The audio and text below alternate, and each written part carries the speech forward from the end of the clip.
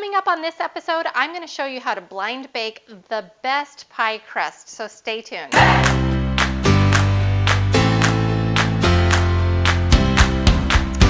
Hi everyone, it's Natalie with DesignToTheNines.com, and today we're shaking things up with the holidays fast approaching.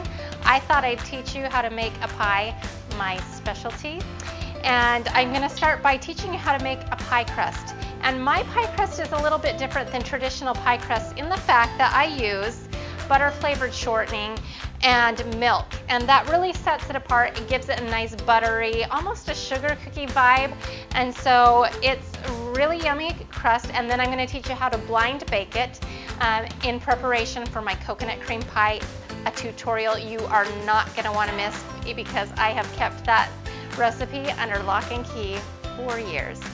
So let's get started. First, we're going to start with 3 cups of flour. I've already pre-measured. And then we're going to add 1.5 cups of butter flavored shortening. And that butter flavor really does make a difference. I mean, you can use the regular one, but honestly, I wouldn't. So, and this makes 2 crusts or 1 double crust.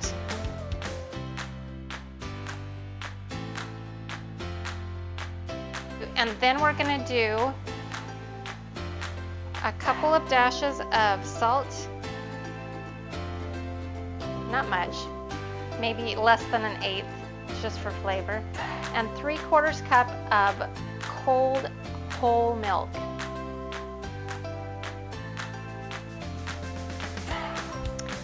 Okay, now we're going to want to combine the ingredients. Now, I've seen people use forks. You could, but I really do prefer to use a pastry cutter.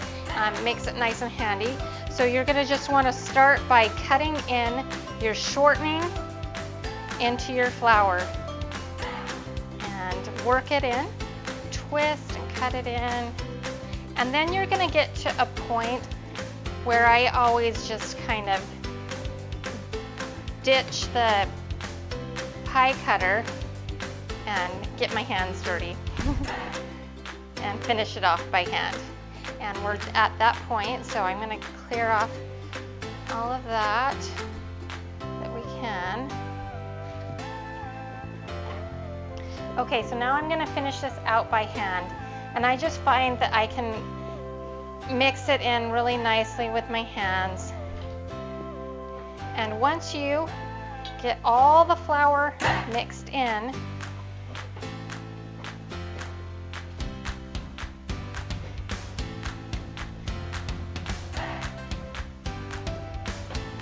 okay, so you don't want to over mix it, and it will still be kind of sticky on your hands, and that's okay. So that's about the consistency and texture. I am going to break it into 2 equal parts. Okay, so we've got our dough mixed. It is a little sticky, and this is perfect.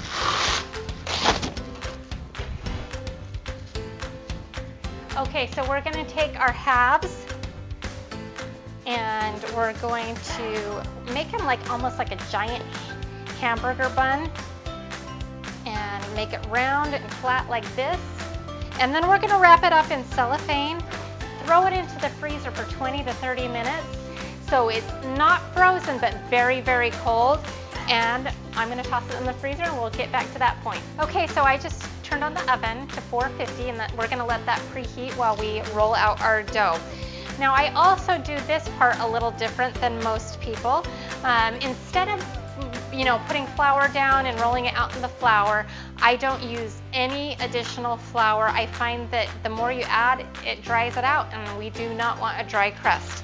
So instead, I take wax paper, and I put 1 sheet of wax paper underneath, and we are going to take out our very cold crust, but not frozen, and we are going to put that right in the center of that.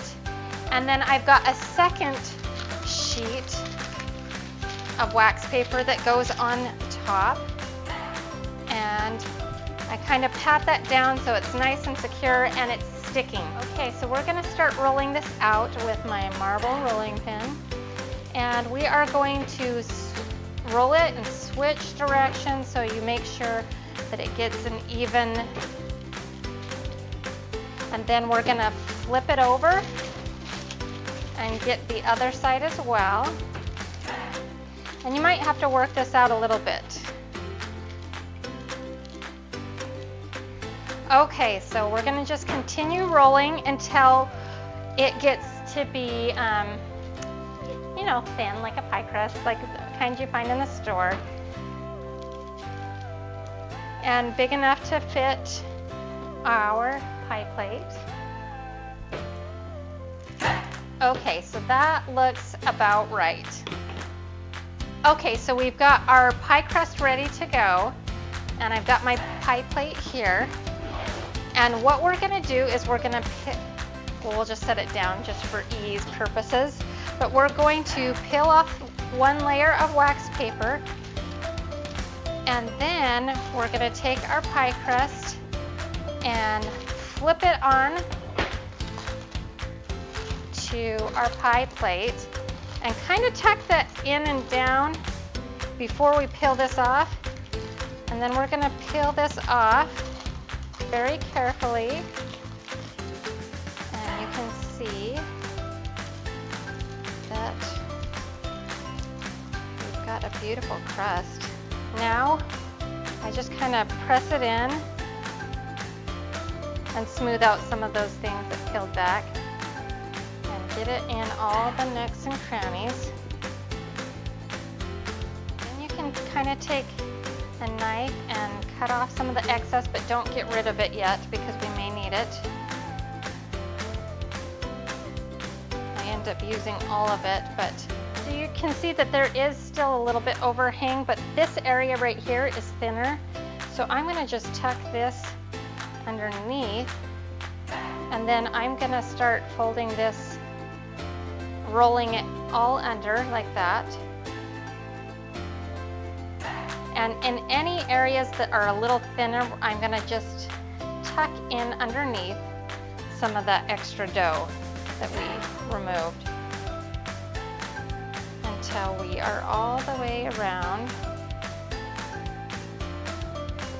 Okay, so we're gonna be rolling around the edges, just tucking everything in, and if you've got a spot that's a little lighter, you can just tuck in any of the extra that you cut off from the unevenness, and hopefully you will have, now we're ready to do our decorative edge.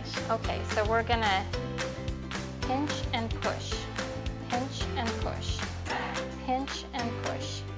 And see how nice and consistent that edging ends up being.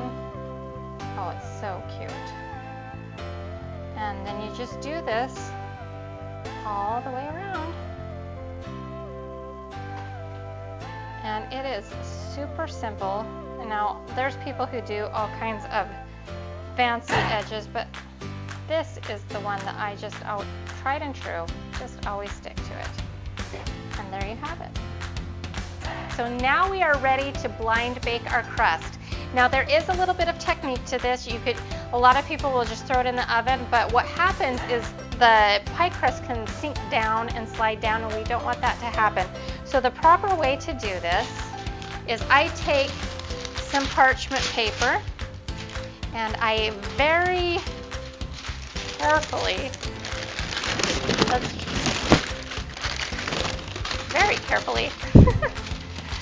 kind of set it in here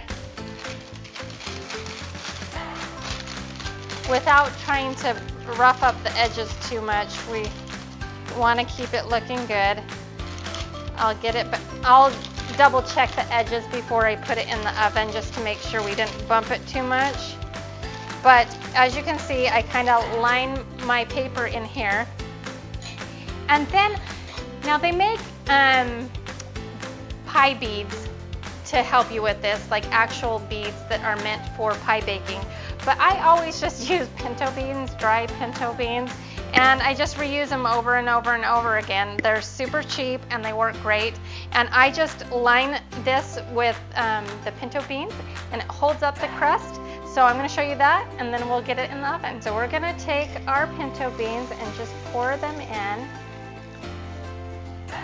This is approximately 1 bag of dried pinto beans. You can pick them up at the dollar store or your grocery store. And I just focus on making sure it is around the edges. Maybe I'll toss in a few extra. And this will keep the sides from drooping. And it's ready to go in the oven. Okay, so check the edges, made sure they are fine. They are, and we are ready to put it in the oven. We're gonna put it in the oven for 11 minutes, exactly. Okay, so it's been in the oven for 11 minutes, and now we are gonna very carefully take these beans out of the pie crust and just set them aside. We'll let them cool and then we'll put them away. And now we're gonna take the pie crust and put it right back into the oven for exactly 3 minutes.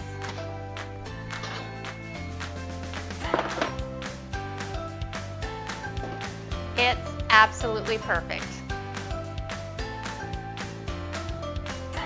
And that, my friends, is how you blind bake a perfect pie crust that's buttery, yummy, and oh so good for your pie.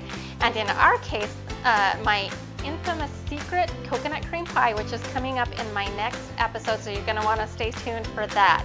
And for all things home related, whether it's real estate, decorating, DIY, or events, you're gonna wanna subscribe to this channel below. Make sure you follow me on all the major social media websites, and make sure you check out my website, designtotheNines.com. That's where the recipes will be located.